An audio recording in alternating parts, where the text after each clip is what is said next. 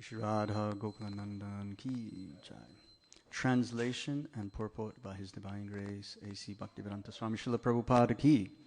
Translation: O Vidura, who can estimate or measure the transcendental time, work, and potency of the gigantic form manifested by the eternal internal potency of the Supreme Personality of Godhead? Responsively, O Vidura, who can estimate or measure the transcendental time, work, and potency of the gigantic form manifested by the internal potency of the Supreme Personality of Godhead? Purport: the froggish philosophers may go on with their mental speculations on the subject matter of the Virat, the gigantic form exhibited by the Yoga Maya internal potency of the Supreme Personality of Godhead. But factually, no one can measure such a vast exhibition. In the Bhagavad Gita 11.16, Arjuna, the recognized devotee of the Lord, says,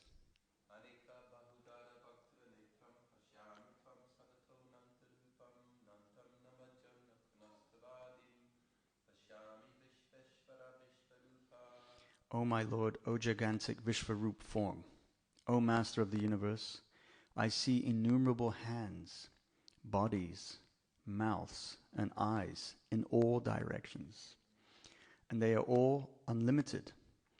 I cannot find the end of this manifestation, nor do I see the middle, nor the beginning.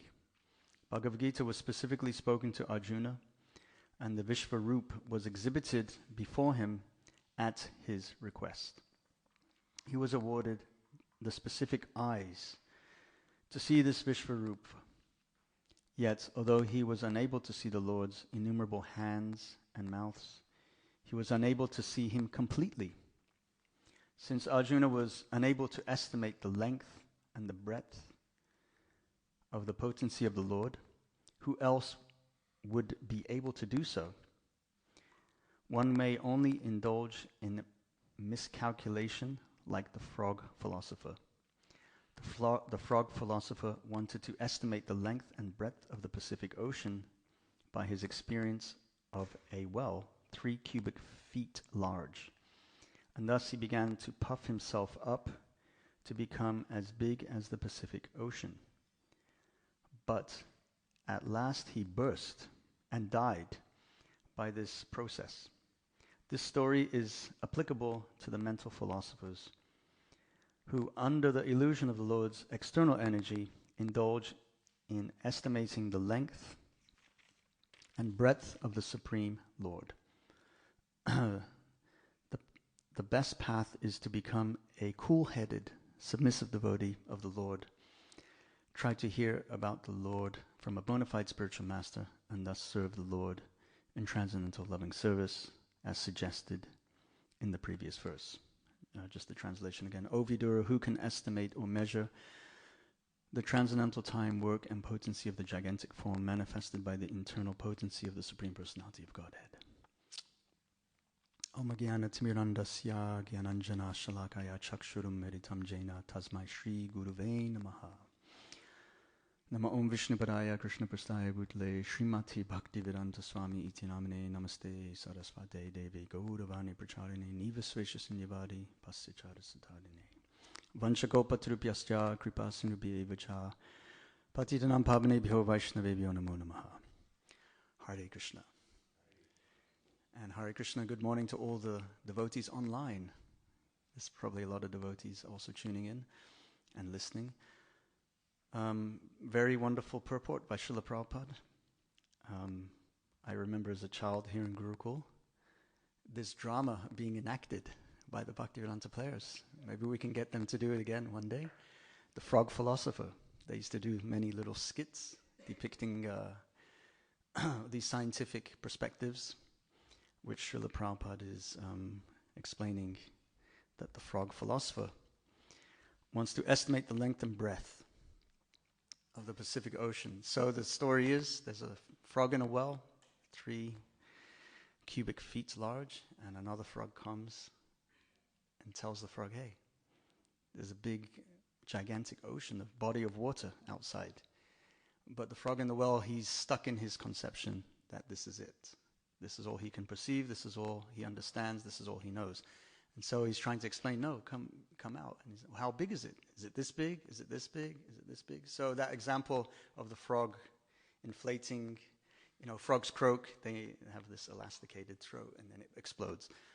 So that's like the false ego of the Mayavad or the empiric philosophers or the people who are trying to estimate and measure this gigantic Virat Rupa. So I was doing a little investigation last night, thanks to Adi Guru Prabhu, who requested me to give class. Thank you. It's my first time speaking at the Manor. My great privilege and honor after many years of growing up here. So I was looking into this machine called the God particle. Well, it's nicknamed the God particle. It's actually a particle accelerator. So the scientists have invested a lot of money, millions and millions and millions, to create this particle accelerator. It's under a mountain in Geneva. It's about 27, almost 30 kilometers. And they project the nucleus of a proton and collide these particles together. The first attempt they did, the machine blew up. It broke. It took them many, many more years and many more millions of euros or whatever to fix the machine. They ran it again, and then they study the waves of light when these particles collide. And that's supposed to give an idea or a perspective on the Big Bang theory. These are all theories, of course. So much money, so much energy invested to try understand something which is actually unlimited. The Virat Rupa, the manifestation of the Lord's energy, internal energy is mentioned here, internal potency. A material mind cannot understand that. You can bring all the scientists together and try to get them to measure this, as Prabhupada's mentioning.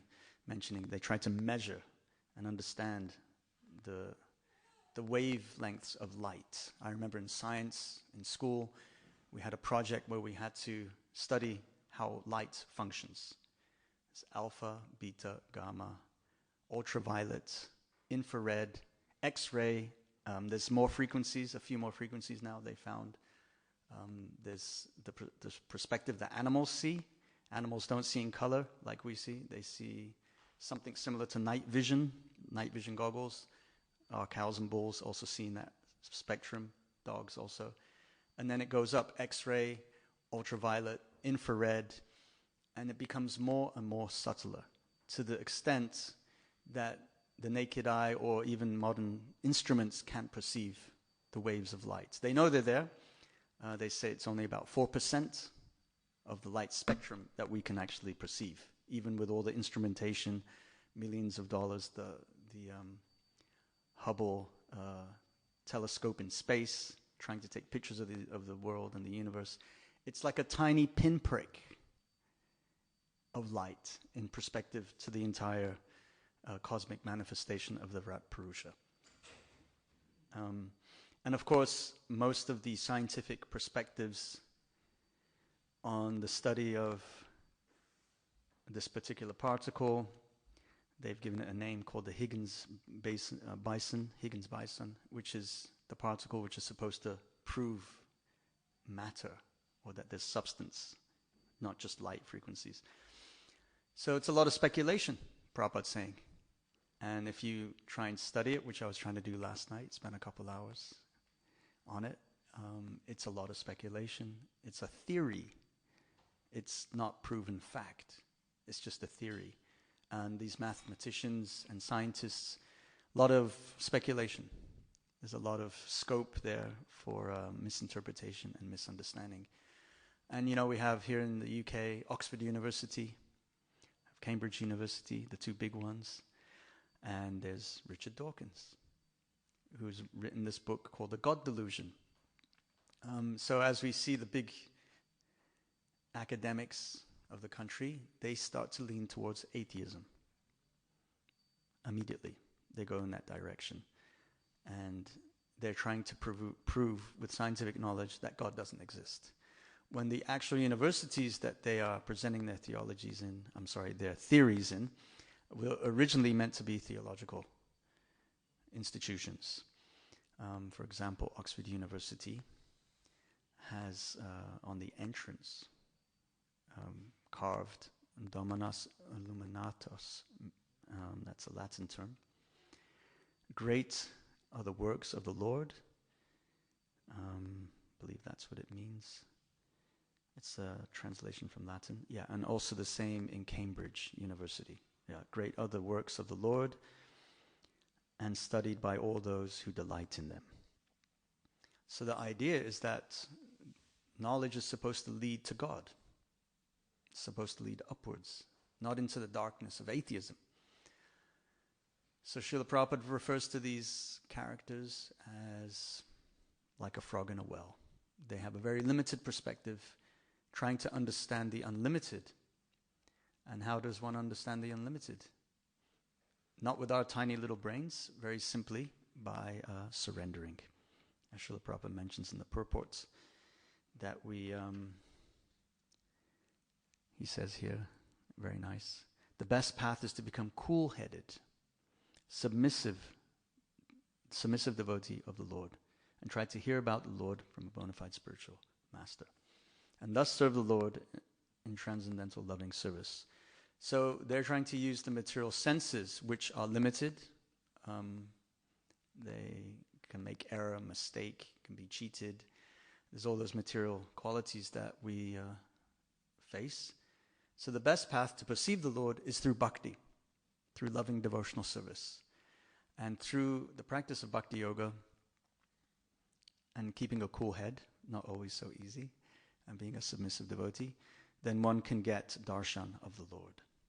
One can experience the Lord through sound. We don't use our eyes to see Krishna or to see the Lord. We use our ears by listening to Srimad Bhagavatam, hearing the holy name, hearing recitation of the Lord's pastimes from the acharyas and the spiritual master. A couple of days ago, a question came up. Why are we forcing our ideology onto others? A couple of days ago, that question came up. I wasn't too satisfied with the response, or the question actually, because if we see in modern day education, there's a lot of atheistic ideology being forced upon children. I remember that happening in high school, and debating with the science professor about the origins of the Big Bang, and why do we have to believe humanity came from monkeys or apes? These are all theories. They're not factually proven. We haven't seen evidence of that. If they have this particle collision mechanism there in Geneva, Switzerland, why are we not seeing a Big Bang and a whole nother universe exploding? Instead, the machine malfunctions, and very limited information comes out through their computer analysis. So this is transcendental knowledge. It's not ideology. This is the truth. This is the absolute truth. Srimad Bhagavatam, Bhagavad Gita, Lord Krishna is the Supreme Personality of Godhead. And we share this knowledge with others. We share it through Harinam Sankirtan, book distribution, Bhagavatam class, Gita class, and inviting people to engage in devotional service. That is not forcing ideology upon others.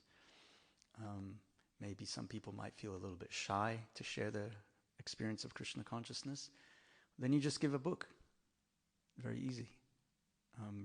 Bring somebody to the temple, give them a plate of prasadam, show them the reception, and give them a book. But it's not forced ideology. Forced ideology is what we see in academia, what we see children being exposed to in the schools these days. And that ideology is not coming from the absolute truth, it's coming from this relative realm of material existence. Prabhupada also mentions in the text and the purports the internal potency of the Lord, this yoga maya. So the internal potency is allowing the Virat Rupa to manifest. Reading a little bit more into this chapter, Creation of the Universal Form, it really reminded me of the Purusha Shukta. Anyone's recited or heard the Purusha Sukta, when you read the translation, it pretty much gives the whole explanation of the universal form in a very ancient Vedic way, in a very beautiful way. So the Leela Shakti of the Lord, the internal potency, sometimes bewilders the Lord himself. For example, when the cowherd boys become attracted to go in the mouth of Aghasura and play there, the Lord sees them entering. He feels he needs to stop them, but at the same time they're having fun. They enter the mouth of Aghasura, and then Krishna goes and rescues them eventually and kills Aghasura. And then Lord Brahma, seeing this happening, becomes quite bewildered. What's going on? This little cowherd boy. So this is the Yoga Maya playing out for the Leelas. This little cowherd boy, is this really Bhagavan? Is this really God? Is this really the Supreme Person? So even Lord Brahma becomes bewildered. And, what to speak of modern day scientists, Prabhupada gives the example of being like frogs in the well. Even the Supreme Creator of this material world, Lord Brahma, becomes bewildered. And then has Brahma Vimohan Leela and steals the cowherd boys. And the Leela goes on. So the internal potency of the Lord is very powerful. Another example is the boys gang up on Krishna. Balaram leads the boys and goes complains to Mother Yashoda. He's eaten dirt. Mother Yashoda says, "Come, Lala, let's have a look. You're eating dirt?" He says, No, I didn't eat any dirt. It's Balaram. It's the boys. These boys are complaining about me. Politics. This is the origin of politics in our society. The coward boys ganging up on Krishna. And then Mother Yashoda opens the mouth and then sees the universal form within there, the universe. The big buzzword of today, of the millennial generation, the universe. And then she looks within the mouth and sees herself feeding baby Krishna on her lap and becomes quite taken aback. Is this a fever? What's happening? And then immediately Yogamaya withdraws and she goes back into her maternal Vatsalya Bhav and hugs Krishna, gives Krishna a kiss and says, "Okay, Lala, no problem. Go play with your friends." That's because Bhakti Yoga goes beyond all of these considerations. Pure loving devotion to Krishna. So in the very formalized way, people will worship the Virat Purusha through the Purusha Sukta. In some regions of the world, people who are more aboriginal or kind of more primitive, they worship aspects of the Virat Purusha through nature. I remember Mother Braja Sundari explaining to us as little Gurukul kids that the Aborigines worship this rainbow serpent in Australia. And she was trying to explain different world religions to us. So more of the primitive cultures, they do a lot of ancestral worship and worship of nature as a way of approaching the Lord through that Virat Purusha. But we're very blessed and fortunate. We know the origin of the Virat Purusha, which is Krishna. All loving, all kind, Supreme Personality of Godhead. And we're just very blessed by Srila Prabhupada to have this transcendental knowledge. And I didn't really prepare too much for the class, so that's my humble offering. If there are any questions or comments, please feel free. Yeah, I've got two things, Prabhu. They see that the Indonesians, they worship volcanoes, and sometimes one of the government ministers goes to a puja at the volcano, and he gets in trouble with the Muslim clerics because they're not supposed to believe in all that kind of thing, but it's from their ancient heritage. They have some kind of superstitious. And then the other thing is, I don't remember the name of that guy in the wheelchair who died, the scientist. Stephen Hawking. Yeah, he was more into the study of space. Yeah, so I saw a quote on their social media. It says, "God is dead." Stephen Hawking's 1980 something, and then this was after he died, and then Stephen Hawkins is dead. God, 2000 and whenever he died, So when I posted it, someone said, "Oh, that's cruel," and I said, "Well, can you name one thing he did that benefited humanity?" And they couldn't say one thing. So see that the atheistic philosophies or like this machine in Switzerland, they don't actually produce any good for humanity. Whereas even our Krishna conscious movement, so small in the world and lacking in the billions and trillions of dollars they have, you know, we're feeding prasadam to millions of people and all the wonderful things we do. Book distribution, Harinam Sankirtan. It benefits the world. Yes. And yeah, the scientists get their God realization when they leave their body. The Lord comes in the form of death, which is also the Virat Purusha. I believe when Calcutta was being threatened by the Japanese with bombs, Srila Prabhupada said this is like a manifestation of the Virat Purusha, war or death or destruction. So your first question was about the ritualistic activities of the traditional Hindus of Indonesia. Yes, they have all kinds of slightly different practices to the main Vedic culture, but it's a branch of the Vedic culture. And I had the good fortune of visiting with your brother, Sridham Prabhu. And he took me to one of those volcanoes, actually.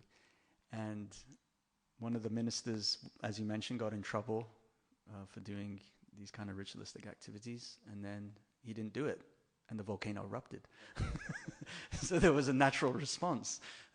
When we live in harmony with Mother Nature, Mother Bhumi Devi is one of the wives of the Lord. As we know from Krishna's advents, Krishna's Leela, Janmastami just recently passed. His wife, Mother Bhumi, comes and begs him, please, remove these demoniac kings. They're causing so much burden on the earth. Yada yada hi dharmasya glanir bhavati bharata. Right?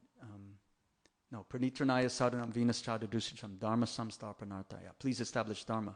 Samstarpanartaya sambhavami yuga yuga. So he appears yuga after yuga. So Mother Bhumi is one of the manifestations of the Lord's. Lakshmi is one, and then Bhudevi. So worshipping for certain traditions in the world, worshipping nature, respecting nature, is a way of approaching the Virat Purusha. That's some belief in a higher existence. Recently, I had the good fortune of accompanying Navina Nirda Prabhu on a preaching expedition to help assist some devotees in Iceland, Reykjavik. We did some nice Harinam and book distribution and a wonderful celebration on Radhastami. And on the night of Radhastami, I looked up at the sky, and the sky turned green. I'd never seen anything like that in my life. It looked like it was clouds and raining green color. And so in the first canto of Srimad Bhagavatam, in the purport, Srila Prabhupada mentions there that human being will look up at the sky at night and see the stars in the sky and understand that there's a higher force.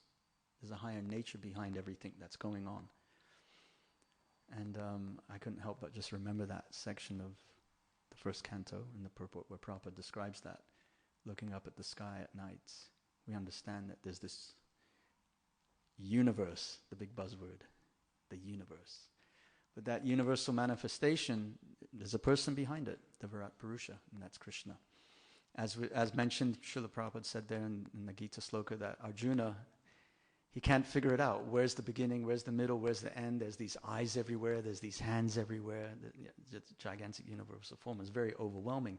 And a couple slokas later in the Gita, Prabhupada says that Arjuna asks for him to remove it because he wants to see him as his friend again.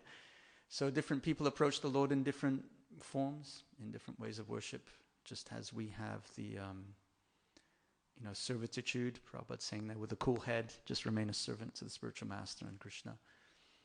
We have servitude, friendship, fraternal, and conjugal.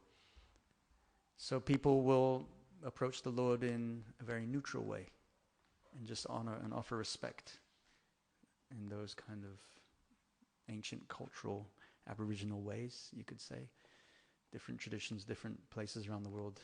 The Native American Indians, the Amazonian jungle dwellers, and others, they have their way of approaching and honoring that there's a supreme force and power.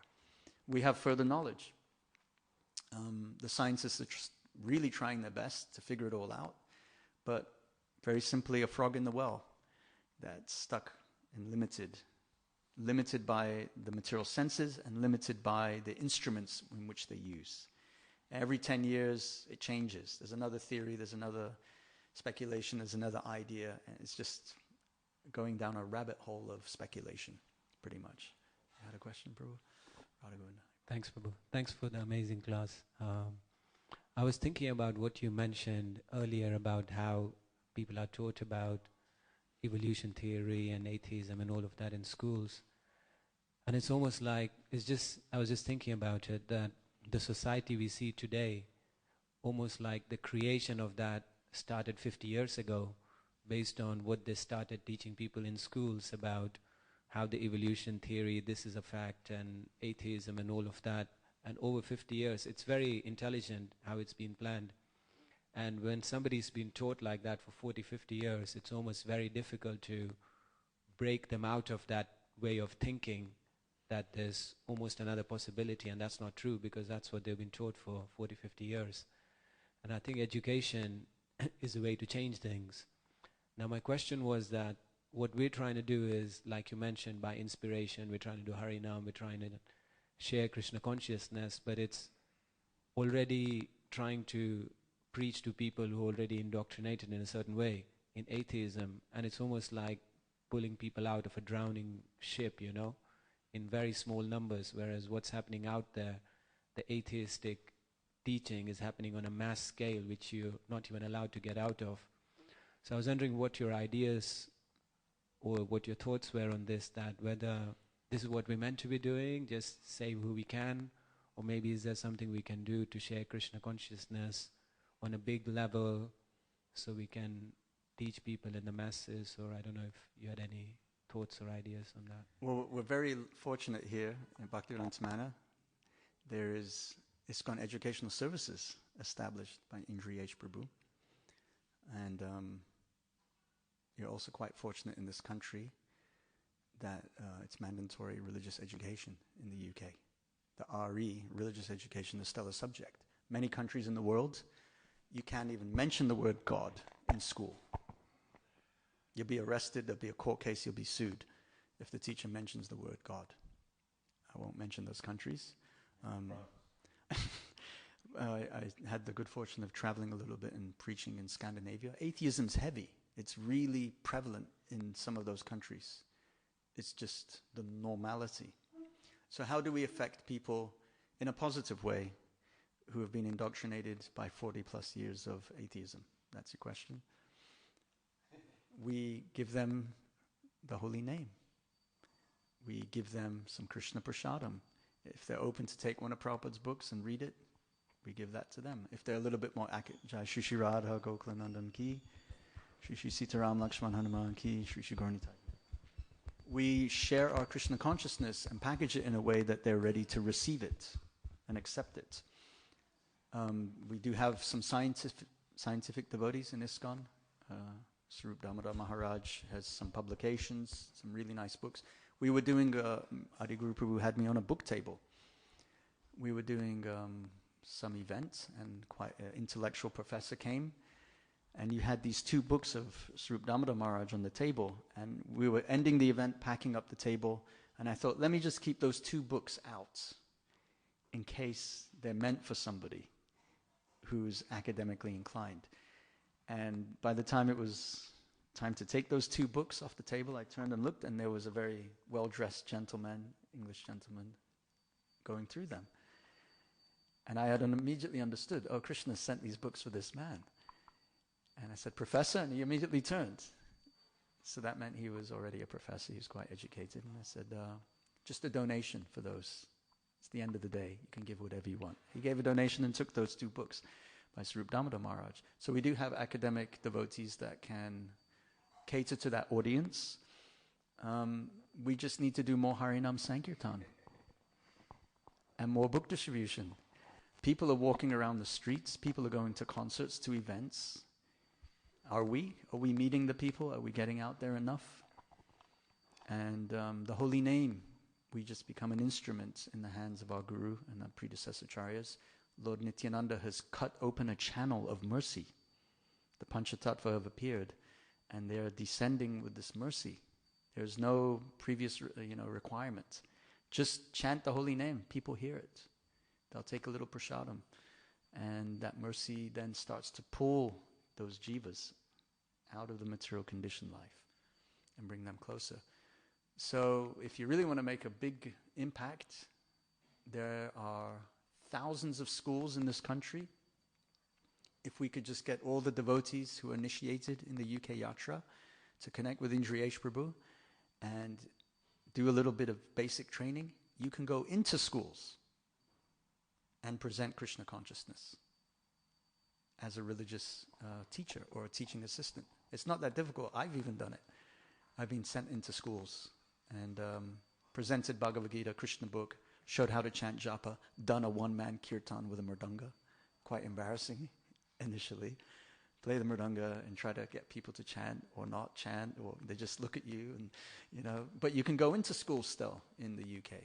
That's the blessing, some blessing still of the government, that they're allowing education to be performed in a religious way. Yeah.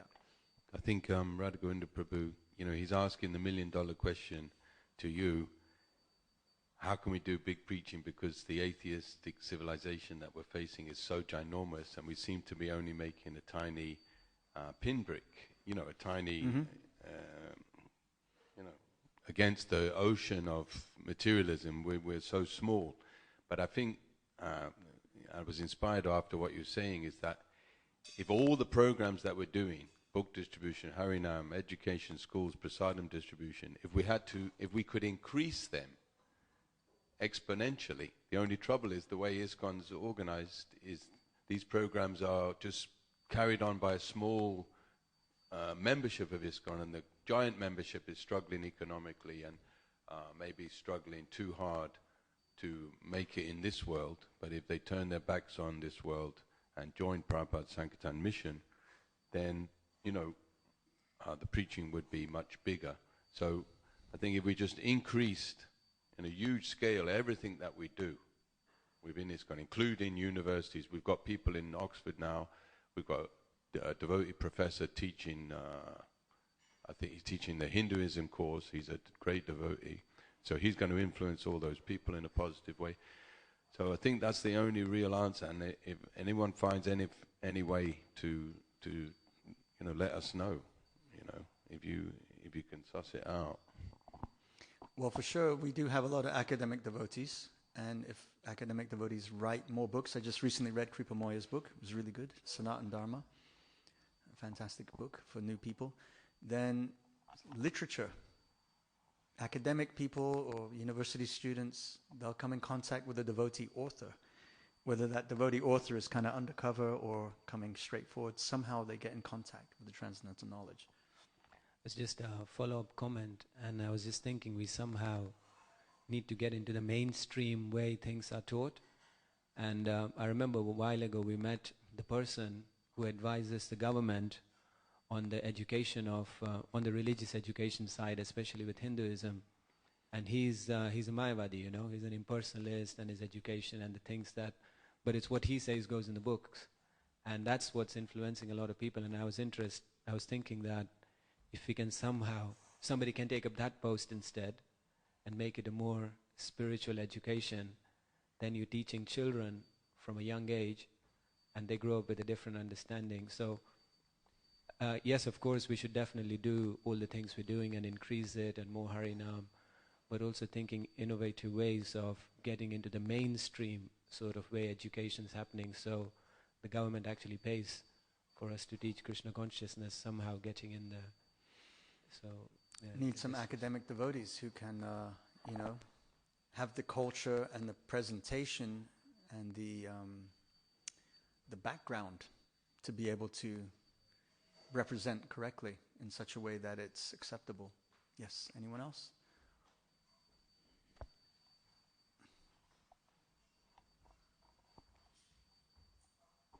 Hare Krishna. Thank you.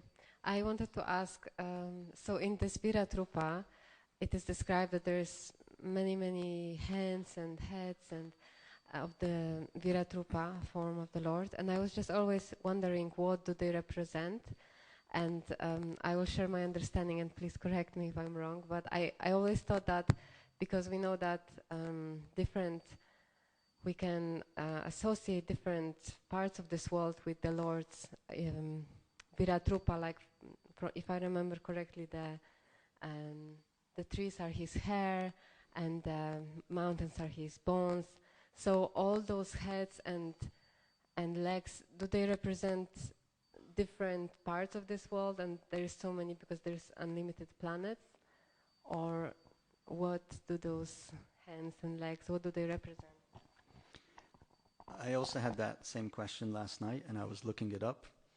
It's there in the translation of Purusha Shukta. If you read the translation, specifically from our devotees in ISKCON, it's very clear. Also there is the Purusha Shukta confirmed. There's a chapter in Bhagavatam where Srila Prabhupada gets into the detail of that. Yes, so as we're moving about the world, we can perceive nature as parts and parcels of the Lord. The rivers are the veins, etc., etc. But if you want to get more in detail, the Purusha Shukta, I highly encourage you to read the translation. It's very nicely explained there. Dashamulam, the 10 fingers, the 10 directions, is the Lord's hands. Similar to Sri Upanishad. But this is quite intense, the Virat Purusha. Unlimited eyes, unlimited heads. It's quite overwhelming, actually, beyond our level of perception. If a normal person had to try and get a darshan of that Virat Purusha, he'd probably leave the body, probably die upon taking that darshan. And mentioned here, Prabhupada says that Arjuna was given the eyes to see, to have that darshan by the Lord, because it's not an ordinary darshan. It's definitely something quite unique, and it's not something that so much the Krishna Bhakta aspires for. The Krishna Bhakta aspires for Shyam Sundar Tribanga, Shyam Sundar Krishna of Vrindavan. This is more inspirational for the devotee than the Virat Purush. Yeah. Can we say that they represent different parts of? Yes, that's explained there. The different directions as well. But yeah, read the Purusha Shukta translation.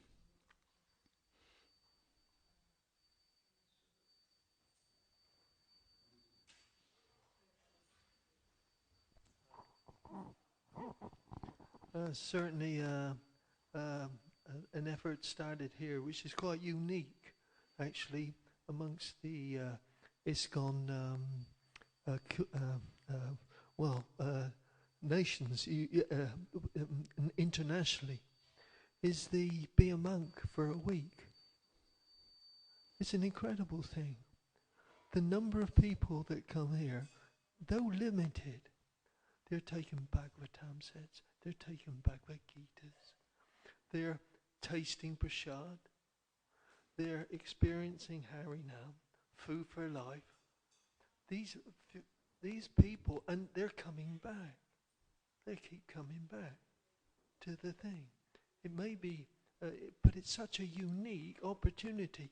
Whether it be, we even have the Be a Monk course on the ladies and the men.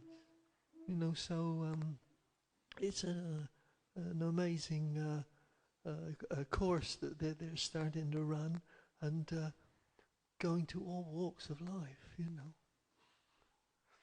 Intellectuals, anybody, yeah. Thank you, Prajan Prabhu.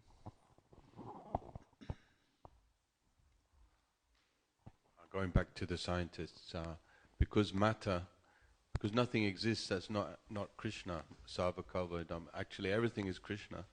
So matter is also a form of Krishna ultimately. And that's why the scientists, no matter how, because Krishna's the smallest, and he's the greater than the greatest. So they build a new machine to go smaller, to see smaller atom, but then there's nanoparticles and protons and neutrons. And if they develop the next machine to go even smaller, there'll be something else. It's just, there's no end to it. It's smaller than the smallest. And the same with the telescope. They build a bigger and bigger and bigger telescope, but the universe is bigger than... Hare Krishna. Bigger than... bigger than the telescope can perceive. They cannot. It's impossible. It's unlimited. The frog in the well, he can't understand that there's a gigantic ocean out there. He's so proud and puffed up of his material academia.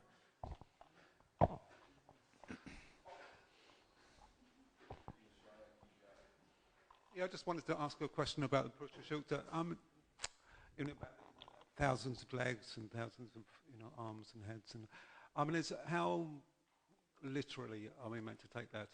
Is it partly metaphorical or symbolic, or is it? How do we understand that? He's an actual. You say it's a representation. What does that mean? He's an actual manifestation of the Lord's energy. Yeah. By the internal potency. Okay, so it's not his. This is Swayam Bhagavan Krishna. It's literal then. Yeah.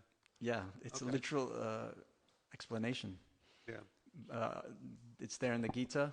That's a literal explanation of what Arjuna is seeing. But he's seeing it by the mercy of the Lord, who's giving him the ability to see it, to see that darshan. When we're talking about things like that, sometimes it's sort of kind of like give us an idea of the greatness or the immensity of God's energy. Sometimes it's explained like that. It does create a certain awe and reverence and submissiveness to become humbled in front of such a manifestation of the Lord. But it's not his eternal swarup. Krishna is the eternal swarup. Yeah. Just a quick comment on the Virat Rupa question that Mataji asked. And I was just a couple of months ago, I was in Italy at the Villa Vrindavan place, and there's this museum of sacred art, and there's a picture of the Virat Rupa there, and I was speaking to the devotee who painted it, and he was saying, usually when I do a painting, people tell me, I want this, I want that. Okay, he asked, what do you want in a painting? Okay, I want a bridge and a mountain, I want wherever, like that. And he was thinking of painting the Virat Rupa, and he wanted some advice, so he spoke to a devotee. He said, how do I paint a Virat Rupa?